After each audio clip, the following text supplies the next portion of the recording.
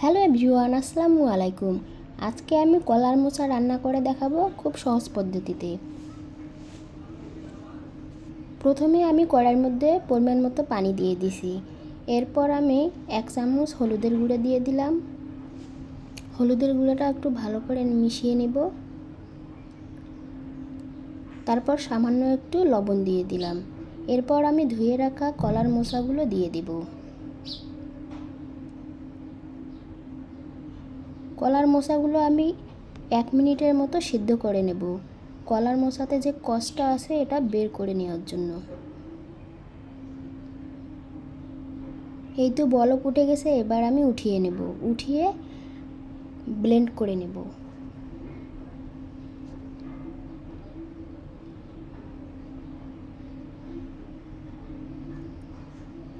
এবার আমি কড়াইতে পর্যাপ্ত পরিমাণ তেল দিয়ে দেব।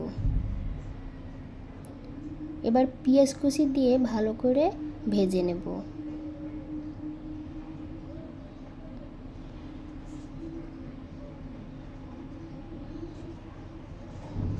পেঁয়াজগুলো হালকা ভাজা হয়ে গেলে এরপর আমি হলুদের গুঁড়ো, মরিচের গুঁড়ো, ধনিয়া গুঁড়ো, জিরে গুঁড়ো, লবণ আর সামান্য একটু পানি দিয়ে মশলাটা ভালো করে কষিয়ে নেব।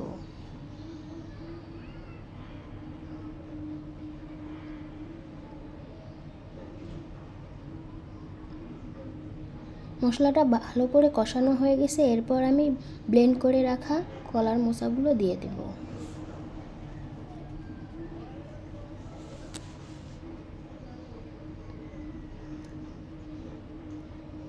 মশলাগুলো ভালো করে কলার মোচার সাথে মিশিয়ে নেব।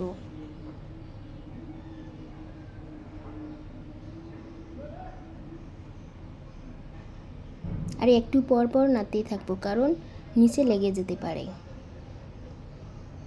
এই কলার মোচাটি খেতে খুবই ভালো লাগে, আপনারাও বাসায় একদিন ট্রাই করে দেখতে পারেন।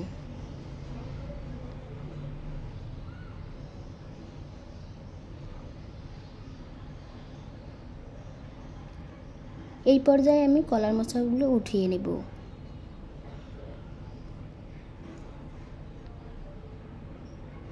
দেখতেই পাচ্ছেন চামচের সাথে লেগে যাচ্ছে না, কড়াতেও লেগে যাচ্ছে না। এবার আমি নামিয়ে নেব। সবাই ভালো থাকবেন, সুস্থ থাকবেন, আমার জন্য দোয়া করবেন। আর রান্নাটা কেমন হয়েছে অবশ্যই কমেন্টে জানাবেন। আল্লাহ হাফেজ।